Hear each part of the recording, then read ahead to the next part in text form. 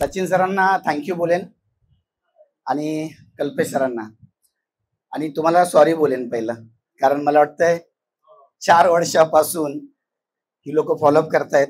आपण भेटू घेऊ काहीतरी करू. ग्रुपला आहे मला वाटतं कदाचित मी, पण वेळ देता येत नाही व्यवसायाच्या सगळ्या मार्गामधील. मगाशी एक सेशन झाला की डिजिटल मार्केटिंग किती पॉवरफुल आहे. माझा विषय कॉम्पिटिशनचा, मी त्याच्यावरती येतो. पण मित्रांनो, त्याच्या अगोदर नाव सांगतो. माझं नाव जितेंद्र पवार. मी गेल्या 18 वर्ष बिझनेस लाईन मध्ये आहे. लोकांना गाईड करतोय. मस्जिद बंदर मध्ये माझं ऑफिस आहे. सातारमध्ये एक ऑफिस आहे. सातारमध्ये माझ्या पाटण तालुक्यामध्ये आहे. इथे करतोय व्यावसायिक घडवायचंच काम माझं आहे. याच्याबरोबर साइड बाय साइड कंस्ट्रक्शन आहे, कोऑपरेटिव्ह सोसायटीज आहे, स्वतःची कन्सल्टन्सी आहे, त्याच्यामध्ये फायनान्स वगैरे होतो. बट डिजिटल मार्केटिंग हा व्यक्ती बोलला नाही. एक जिवंत उदाहरण, सचिन पवारांनी गेल्या 3 दिवसापूर्वी 4 दिवसापूर्वी एक रील पाहिली माझी आणि त्यांनी मला कॉल केला की खूप छान बोलताय, याल का 10-15 मिनिटं बोलायला. म्हणजे त्या रील मधून त्याची ताकद, सचिन पवार आम्ही एकाच बिल्डिंग मध्ये राहतो, पण मी छान बोलतो व्यवसायावरती. ही गोष्ट फक्त आणि फक्त रील मधनं कळू शकते. तुमचा व्यवसाय कुठे पोहोचू शकतो याची ताकद आहे फक्त आणि फक्त कशामध्ये? डिजिटल मार्केटिंग मध्ये. 5 लाख व्यापारी एकत्र आहात. 5 लाख व्यापारी एकत्र आहात. मी तर म्हणतोय इथे कुठेच कॉम्पिटिशन नाही. मला विषय दिलाय कॉम्पिटिशनचा. इथे विशेष कॉम्पिटिशनचा नाहीये. तुमच्याकडे 5 लाखाचा डेटा आहे. बरं, असं काय कराल 5 लाखामध्ये की खरोखर मला बसल्या बसल्या मागाशी एक गोष्ट सुचली. 600 करोडचा व्यवसाय करू शकतो आपण 1000 रुपये. तो कसा? 1000 रुपये. 1000 रुपये जर 1 महिन्याचे काढले आपल्या उद्योजकांनी, 1000 रुपये उद्योजकांनी काढले तर 50 कोटीचं कलेक्शन 1 महिन्यात होतं आणि वर्षभरात 600 कोटीचं काम होतं. 600 कोटीची कंपनी ओळखतो का आपण? आपण बेसिक मध्ये नका अडकू. तुम्ही जर रोजीरोटीसाठी इथं आला असाल ना तर असं नका करू, कारण आपल्यामुळे आहे ना फक्त 10% बिझनेस होतो. सर एक गोष्ट बोलले, मला यांना फोन करायचा आहे, यांच्याकडे अवेलेबल नसेल तर माझा सेकंड बांधव असेल. असं कोण कोण करतं? नाही, फक्त मीटिंगला जायचंय आणि माझं प्रोडक्ट सगळ्यांनी घेतलं पाहिजे. पण मी त्यांचं घेताना मी काय बघणार? डिस्टन्स बघणार. मी काय बघणार? एरिया बघणार. मी काय बघणार? क्वालिटी बघणार. असं बऱ्याचशा बाबतीत होतं का? इथं प्रत्येकाला असं वाटतं की माझा व्यवसाय मी सांगितला, जसं सरांनी डिजिटलचा सांगितला, त्यांचे कलिग येऊन सांगितले की अरे मला येऊन भेटा. कोण कोण जातं तिकडे? नाही जात आहे. बेसिक प्रॉब्लेम तो आहे. मग जात नाही त्याचं रिझन काय? तर मी जातो का? नियर डिअर असेल ना तेवढ्या पुरतच होतं. पण खरोखर ही गोष्ट प्रथा जर पाडली, प्रथा. मी मस्जिद बंदर मध्ये व्यापार करतो. माझे 1000 कस्टमर मधले 800 कस्टमर फक्त मराठी आहेत. व्यापारी फक्त 800, बाकी 200 आहेत ते नॉन महाराष्ट्रीयन आहेत. ते पण फिश मार्केट सगळ्यात जास्त माझ्याकडे काम असल्यामुळे तिथे मुस्लिम लोक पण आहेत, त्याच्यामुळे त्यांचं माझं काम 200 लोक आहेत.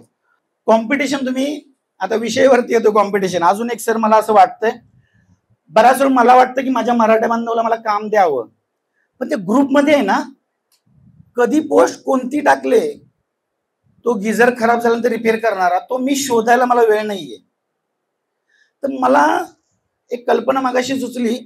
मी 5 लाख जर जेट डॅल सारखं बुक बनवलं आणि 200-300 रुपयाला विकलं प्रत्येक मराठा बांधव, पण काय करेल? मला विरार मध्ये बघायचं आहे, मी व्ही मध्ये जाईन आणि काय पाहिजे? अल्फाबेटिकल गोष्ट पाहिजे. मराठा बांधवांनी हे जर कल्पना तुम्ही जर घेतली लीड, कारण आज प्रत्येकाला याची गरज आहे. कारण तुम्ही जे धावताय ना आता हे सगळ्या गोष्टी ऍक्टिव्हिटी करताना, मला असं वाटलं की नाश्ता मिळाला, चाय मिळाला, भाडं, आय डोंट नो, कारण हे तुमचं विजन क्लिअर आहे की माझ्या बांधवाला संगतीने घेऊन जायचंय. पण बांधवाला काय करायचंय? जर खरोखर सक्षम नाही केला ना, बांधव जास्त वेळ नाही येणार आहे. फक्त सुट्टी दिवशी 3 तास येणार. मग परत सर म्हणले ती लोक माजुरी का झालीत माहितीये का? कारण ते आर्थिक सक्षम आहेत. आणि आपण जर आर्थिक सक्षम नसेल, मला नाही वाटत आपण मीटिंग करून काही फायदा आहे. म्हणजे मी लीड घेतोय, माझ्याकडून 4 लोक सामान घेतात, म्हणजे माझी प्रगती नाही झाली. यामधून जर 10% फक्त बिझनेस होत असेल ना, हा बोनस आहे. सर म्हणल्याप्रमाणे मेहनत तुम्हालाच करायची. आता एक्झिस्टिंग लोकांना कुणाकुणाला असं वाटतं की माझ्या धंद्यामध्ये कॉम्पिटिशन आहे? हात वर करू शकता? आला बाकीच्यांना कॉम्पिटिशन नाही वाटत, म्हणजे चांगला धंदा चाललाय, चांगले, काही प्रॉब्लेम नाही साहेब. फोटो काढून घ्या. ज्यांचा धंदा चांगला आहे ते लोक आपल्याला नेक्स्ट टाइम पासून गाईड करतील हाऊ टू बाबा सक्सेस कसा केलाय. मित्रांनो एक गोष्ट सांगतो, खरोखर सांगतो, तुम्हाला जर 1 ते 10 मध्ये तुम्हाला टेन्शन असेल ना, 2 तारखेचा फायनान्स वाल्याचा EMI, 10 तारखेचा हाऊसिंगचा EMI, 5 तारखेचा बीसीचा हप्ता, लाईट बिल, पोरांचं, तर तुमचा व्यवसाय चांगला नाही चाललेला. तुमचा व्यवसाय चांगला म्हणण्यासाठी वर्षभराची तुमच्याकडे काय हवी? ऑटो पायलट असावी. अदरवाईज ह्याला व्यवसाय चांगला नाहीत म्हणत. 100 रुपये जर तुमच्याकडे आले ना, त्यातले 20 रुपये तुमच्या सेव्हिंगला जात असतील. सेव्हिंग म्हणजे कोणती माहिती आहे का? आपला फंड नाही, बीसी नव्हे, लॉंग टर्म सेव्हिंग असते. 30 रुपये तुम्हाला कशाला राहायला पाहिजेत? आता तुमचा कॅश फ्लो असतो इमर्जन्सी मध्ये, आणि 50% तुम्ही खर्च करा, चालेल. आता आपला प्रॉब्लेम काय माहिती आहे का? 1 ते 30 पर्यंत बेसिक लोकांचं ना, 30 तारखेला पगार आहे ना, फक्त डोक्यात खर्च झालेला असतो. 30 तारखेला डोक्यात पगार खर्च होतो. 1 ते 10 मध्ये फक्त वाटाची कामं असतात आपली. असं नको ना. आता आपण जर व्यवसाय येतात ना, 2 प्रकारचे व्यवसाय आहेत. मी इन्शुरन्स नीटला सांगतो, LIC एजंट तुम्ही बनलात ना, तर 12 पॉलिसी करायला नका बनवू. ती 12 लोकांचं पण तुम्ही काय करणार? सर्व्हिस न देता तुमचं स्वतःचं नाव खराब करणार. तुम्ही 12 लाख रुपये कमवायसाठी बनवू शकता का हो? बरं, इतर करतायत. एक एजंट MDIT करतो, तो 12 लाख रुपये कमवतो, आणि हा फक्त 12 पॉलिसी काढतो आणि कोटा पूर्ण करतो. आपण धंद्यामध्ये कोट्यासाठी आलोय का? कोट्यासाठी आलोय ना. मग मी काय म्हणतोय, आता काय झालंय, गरज आपलं घर अंगवस्त्र निवारा. आता नाही, तसं नाही यार, आता गाडी पण पाहिजे. आज रोजी लाईफस्टाईल बाजूवाल्याने जर स्विगीचे किंवा ब्लिंकिट मधून 10 वेळा पॅकेट मागितलं, मी जर मागितलं तर माझी इज्जत जाते. ही स्ट्रॅटेजी झाली आहे लोकांची. आता एवढं लोक काय करतात माहितीये का? मग आपल्याला काय कमवायला पाहिजे? पैसे. कॉम्पिटिशन बाबतीत तुम्हाला मी एक गोष्ट शेअर करतो, कोणताही तुमचा व्यवसाय असो. आम्ही डोंबिवलीमध्ये माझ्या एका व्यापाऱ्याला 10 दुकानं संगती नव्हते कपड्याची, लहान मुलांचे किड्सवेअर असतात ना, कपड्याची दुकानं होती. त्यामध्ये त्याने कपड्याचं दुकान टाकलं. समाधान पवार माझ्या क्लायंटचं नाव आहे, PPT मध्ये त्याचं नाव होतं, पण आता हे 5 मिनिटं असल्यामुळे बेल वाजेल, PPT नाही दाखवत आहे मी. त्या मुलांनी काय केलं माहितीये का? डे 1 पासून 25,000 रुपयाचा गल्ला चालू केला. डे 1 पासून 25,000चा गल्ला. फक्त आयडिया काय लावली माहितीये आम्ही?